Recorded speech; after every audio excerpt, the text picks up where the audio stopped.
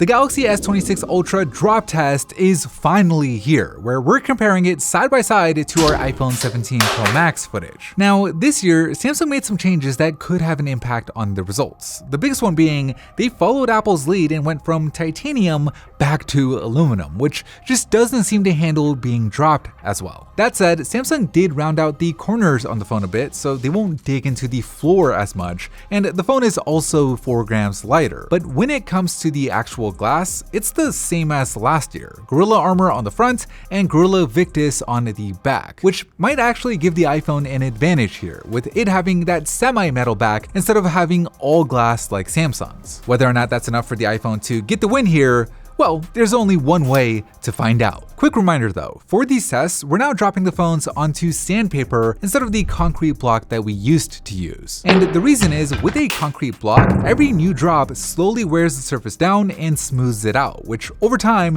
can affect the results. But by using sandpaper, just like Corning does in their lab, we're able to get a fresh, consistent surface on every drop simply by swapping out the sheet. And we didn't just use any sandpaper. Using a professional roughness meter and taking dozens of samples on actual sidewalks and asphalts, we found that 80 grit sandpaper is the perfect blend. So with that said, let's get right into it.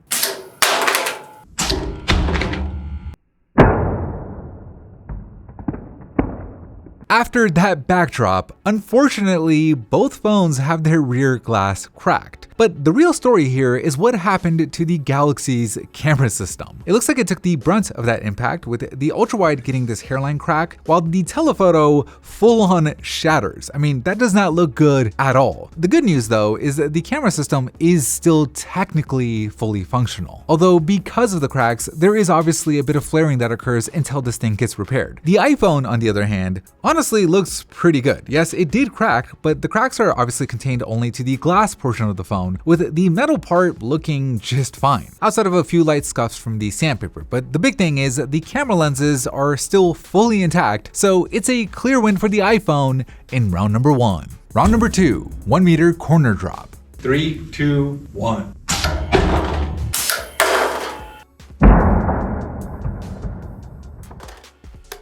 That corner drop scuffs the aluminum frames on both phones. It's definitely more visible on the iPhone, probably due to it being orange compared to the silver color that we got the Galaxy in, but honestly, the bigger difference is this dent on the iPhone. You can actually see the deformation on the aluminum, whereas on the Galaxy, outside of the scuffs, the corner looks perfectly fine. Not as good as the S25's titanium did, but at least compared to the iPhone, it gets a clear edge in round number 2. Round number 3, 1 meter face drop. 3, 2, 1.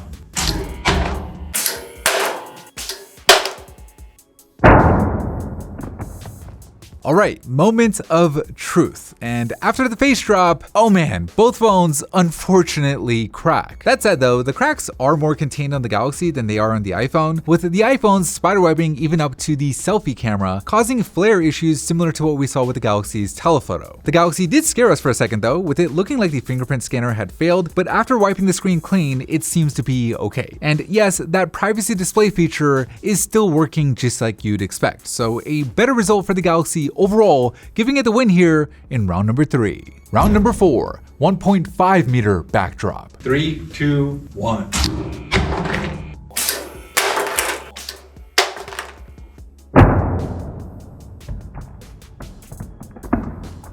So at first glance, that 1.5 meter backdrop didn't seem to inflict too much additional damage on either phone. Maybe a little bit more spiderwebbing on the rear glass panels and a little bit more shattering on the Galaxy's camera, but honestly, not as bad as I thought it was going to be. But then after doing our 15-point inspection, we found that the fingerprint scanner on the Galaxy is no longer functional. And this time, it seems to be for real. It looks like the sheer impact created this hairline crack right here that goes straight through the fingerprint area. And we couldn't do anything to get it to work again. Whereas on the iPhone, Face ID is working just fine, giving the iPhone the clear win in round number 4. Round number 5, 1.5 meter corner drop. 2, 1.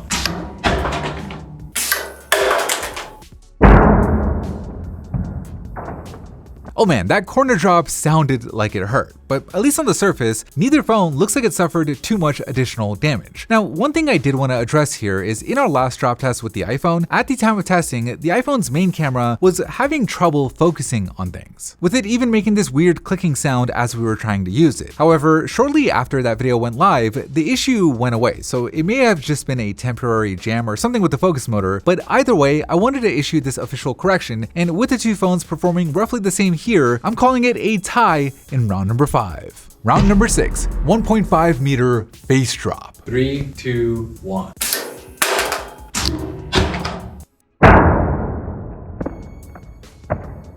Wow, that last face drop was brutal. It's actually not too much worse than it was before on the Galaxy. There's just a bit more spiderwebbing on like those initial cracks, whereas on the iPhone, it definitely spread out a lot more. It actually goes heavily across that Face ID area, but miraculously, it still works, unlike the Galaxy's fingerprint scanner. However, one of the bigger things to note here were all the chunks of glass that just came out of the Galaxy's telephoto camera. I mean, you could really see it here in the slow motion, with just so much glass popping out, to the point where if you were to pull this phone out of your pocket, it could easily cut you. Obviously, this is just a continuation of the original damage from the very first drop in this test, so I don't want to hold it against the phone too much, but at the same time, the damage is causing more flaring than before, plus a potential safety concern, so I'm gonna give the slight edge to the iPhone in round number 6. Alright, with all 6 rounds in the books, let's take a look at the scorecard. In round number 1, the iPhone had the clear advantage with the S26 Ultra's camera lenses cracking. In round 2, it was the opposite result with the iPhone suffering this major dent to its aluminum frame. In round 3, the extra spiderwebbing on the iPhone led to its selfie camera lens flaring. In round 4, the Galaxy's fingerprint scanner was rendered completely unusable. In round 5, both phones performed pretty much the same. And then in round 6, the Galaxy's camera system just started falling apart. So in total, the iPhone scores more points overall, giving it the win here